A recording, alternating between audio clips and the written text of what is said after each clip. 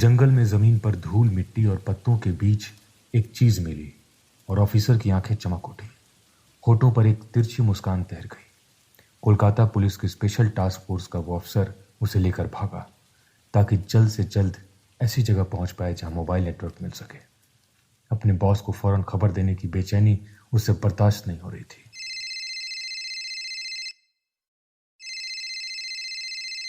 Sir, यहाँ पर वही था, बिल्कुल पक्का। आपकी खबर बिल्कुल सही निकली sir. Wait, don't get too excited. तुम इतना श्योर कैसे हो? कंडोम देखकर सर। What rubbish. हाँ सर, कंडोम का रैपर मिला है। इस ब्रांड का कंडोम किशन जी को छोड़ कोई दूसरा माओवादी इस्तेमाल नहीं करता। सर, आप तो जानते हैं, पिछले साल अगस्त महीने में एक रात मैं बेलपहाड़ी पर एक कैंप में उनके साथ था। उस समय मैंने उनके लैपटॉप बैग में इसी ब्रांड के कंडोम का पैकेट देखा था। क्या? ठीक बोल रहा हूँ सर, ये कंडोम का सबसे महंगा ब्रांड है। ठीक है, ग्रेट जॉब। अच्छी तरह खोजो, देखो और क्या मिलता है।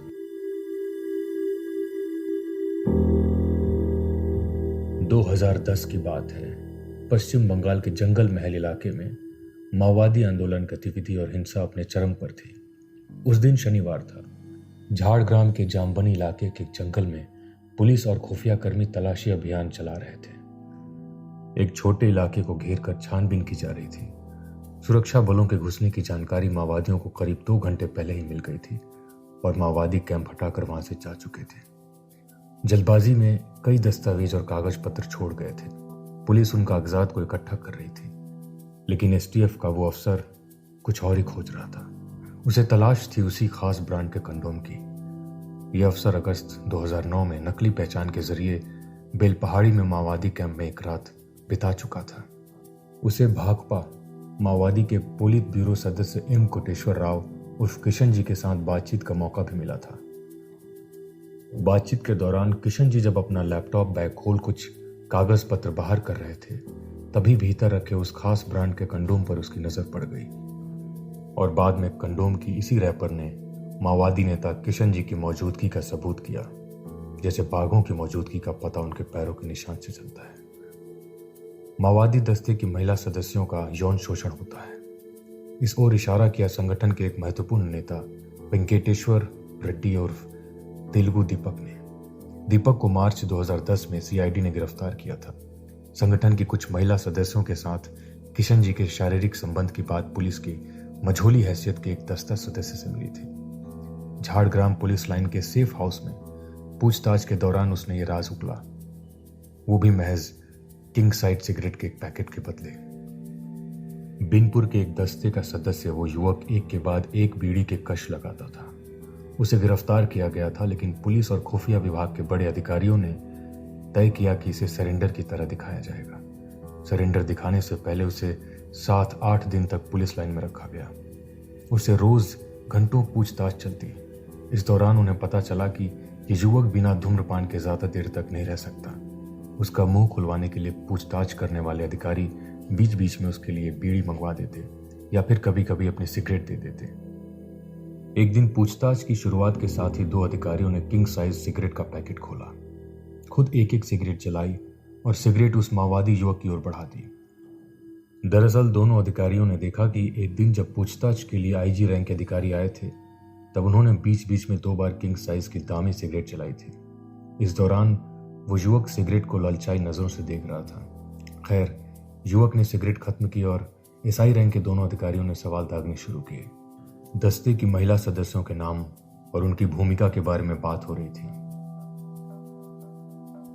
तुमने कहा 2 महिलाएं पानी भरकर लाती हैं, 2 खाना पकाती हैं और एक के बारे में तुमने बताया कि वो मुख्यतः सफाई कर्मी है। लेकिन तुमने तो कहा था कि दस्ते में कुल 6 महिलाएं हैं। हाँ सर। तो फिर 6ठे नंबर की महिला क्या करती है, ये तो तुमने बताया ही नहीं। माओवादी युवक चुप रहा। अधिकारियों ने अपना सवाल दोहराया। क्यों रे, कुछ बोलता क्यों नहीं? वो क्या काम करती थी? हाँ?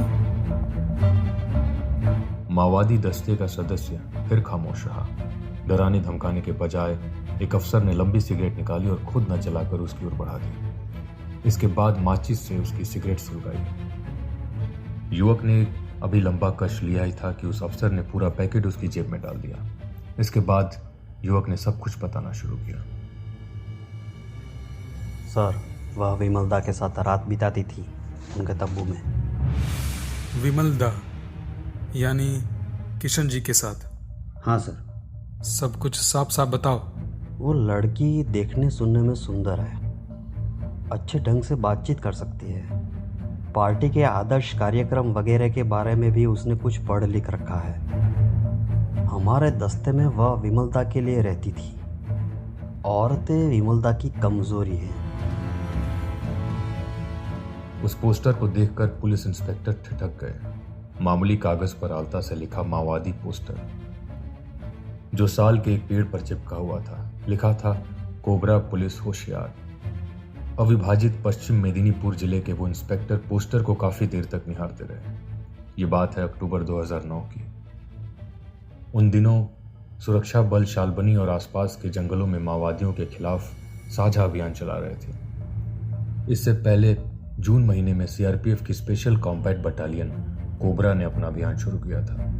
क्या था इस पोस्टर में जो इंस्पेक्टर इतनी बारीकी से उसे देख रहे थे? इंस्पेक्टर ने बताया, इसकी वजह थी पोस्टर पर क अक्षर का खास फॉन्ट। क बनाने का यह खास स्टाइल था माओवादियों की एक राज्य कमेटी सदस्य का। उसकी पत्नी पार्टी के महिला संगठन की नेता थी। इंस्पेक्टर ने एक खास पेड़ खोजा और उसके पत्तों को मसल कर जो रस निकाला वो गाढ़ी हरी स्याही जैसा था। उन्होंने उसी से पोस्टर पर बची हुई जगह पर लिखा, तुम्हारी पत्नी का तो पूरा दस्ता शोषण कर रहा है। तुम वहां क्या कर पाए जो हमें चेतावनी दे रहे हो? उस पुलिस अधिकारी के लिखे में कितनी सच्चाई थी ये तो मालूम नहीं, लेकिन उसी महिला नेता के जरिए किशन जी को दबोचने का जाल बिछाया गया। सीआईडी के कुछ लोगों का तो यहां तक दावा है कि नवंबर 2011 में किशन जी को उस महिला के साथ ही बिस्तर में दबोचा गया था।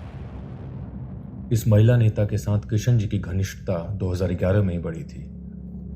उसी साल मार्च महीने में उसके पति झाड़ग्राम के बिनपुर इलाके में मुठभेड़ में मारे गए थे। इसके बाद धीरे धीरे वो किशन जी की सबसे खास पार्टनर बन गई। उसके पहले 3-4 महीनों तक किशन जी का कोई स्थायी पार्टनर नहीं था। किशन जी के इस एकाकीपन का कारण था उनकी पुरानी पार्टनर अनु की 2010 के आखिर में गिरफ्तारी। अनु यानी कल्पना माइती। पुलिस और खुफिया एजेंसियों के मुताबिक वो किशन जी की सबसे लंबे समय तक पार्टनर थी। हालांकि अनु जब माओवादी संगठन में शामिल हुई तो उसने संगठन के एक नेता आकाश उर्फ असीम मंडल को अपने जीवन साथी के रूप में चुना था। हालांकि बाद में उनके रिश्ते में दरार आ गई। इसकी वजह थी किशन जी और अनु के बीच बढ़ती नजदीकी। खुफिया एजेंसियों के मुताबिक खड़गपुर के लाज और गेस्ट हाउस में दोनों कई बार साथ रुके थे। अनु के जीवन साथी ने पार्टी के शीर्ष नेता के साथ उसकी बढ़ती नजदीकी का विरोध क्यों नहीं किया? इस सवाल का जवाब शोभा मांडी उर्फ उमा उर्फ शिखा के बयान से चलता है। बांकुड़ा जिले के खैरा पहाड़ी गांव की रहने वाली शोभा 2003 में अपना घर छोड़ माओवादी राजनीति में घुसी। 7 साल माओवादी संगठन में बिताने के बाद उसने अगस्त 2010 में पुलिस के सामने सरेंडर किया। शोभा ने पुलिस को बयान दिया, माओवादी कैंप में मुझे कई बार बलात्कार झेलना पड़ा। मुझे कई बड़े नेताओं के साथ हम बिस्तर होने के लिए मजबूर किया गया। इन नेताओं के नाम थे कास, कमल और आकाश।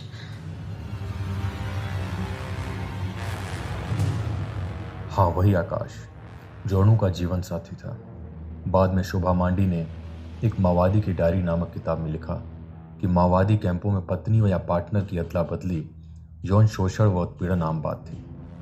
माओवादी दस्ते से गिरफ्तार शोभा व कई अन्य महिलाओं ने बताया कि दस्ते में यौन संबंध बनाने के दौरान इस बात का खास ख्याल रखा जाता था कि गर्भ न ठहरे।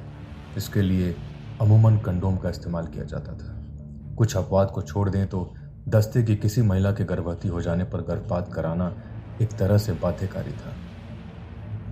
किशन जी के मारे जाने से कुछ दिन पहले माओवादी गुरिल्ला जागरी पासक का सरेंडर सार्वजनिक किया गया था। एक केंद्रीय खुफिया एजेंसी के एक अधिकारी के मुताबिक जागरी ने मुझसे कहा था कि मर्जी न होने के बावजूद उसे 2-3 बार किशन जी के साथ हम बिस्तर होना पड़ा था। कुछ और महिलाओं के साथ भी किशन जी ने ऐसा किया था। हालांकि भावनात्मक रूप से किशन जी का जैसा जुड़ाव अणु के साथ था वैसा और किसी के साथ नहीं हुआ। खुफिया अधिकारियों के मुताबिक अणु के मन में किशन जी के लिए प्रबल आकर्षण था, जो गहरे सम्मान से उपजा था। दिसंबर 2010 में अणु को गिरफ्तार करने के बाद एसटीएफ के अधिकारी पुलिस मुख्यालय में पूछताछ करते समय उसके सामने जानबूझकर किशन जी के बारे में उल्टी सीधी बातें बोलते। ये सुनकर अणु बुरी तरह भड़क उठती। आप लोग किस मुंह से उनके बारे में इस तरह की बातें बोल सकते हैं? मालूम है कितने बड़े नेता हैं वो? उन्होंने जो कुर्बानी दी है उसके बारे में सोचिए जरा एक बार। मेरे सामने उनके बारे में खराब बातें बिल्कुल नहीं बोलिएगा। खुफिया अधिकारियों के मुताबिक अणु की शख्सियत भी किशन जी जैसे बड़े नेता की संगिनी बनने के लिए उपयुक्त थी। आकर्षक, दुश्मन के खात्मे में माहिर और माओवादी आदर्शों के प्रति गहरी निष्ठा रखने वाली। पूछताछ के दौरान पुलिस अधिकारियों से अणु ने कहा, मेरे इतने सालों के आदर्शों से आप लोग मुझे डिगा लेंगे? इतना आसान है क्या? इस अणु के गिरफ्तार हो जाने के बाद किशन जी कुछ महीने के लिए अकेले पड़ गए। अणु की कमी को कोई दूसरा पूरा नहीं कर सकता था। फिर भी उन्होंने अपने नए पार्टनर के रूप में शकुंतला को चुन लिया। 15 फरवरी 2010 को शीलदा में ईएफआर कैंप पर हमला कर 24 जवानों की हत्या की घटना के मुख्य आरोपियों में थी शकुंतला। किशन जी के निर्देश पर इस हमले के लिए अणु और शकुंतला ने शीलदा के हमलावरों को कई दिनों तक प्रशिक्षित किया था। शकुंतला के साथ किशन जी का संबंध 4-5 महीने चला। इसके बाद उनकी संगिनी बनी पुलिस मुठभेड़ में मारे गए उस राजनेता की पत्नी, और वहीं किशन जी की आखिरी पार्टनर साबित हुई। यह रिश्ता 5 महीने चला था।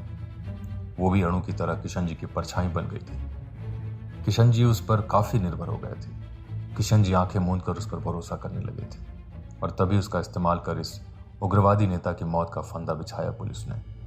पुलिस को कामयाबी मिली और 24 नवंबर 2011 को किशन जी का अंत हो गया।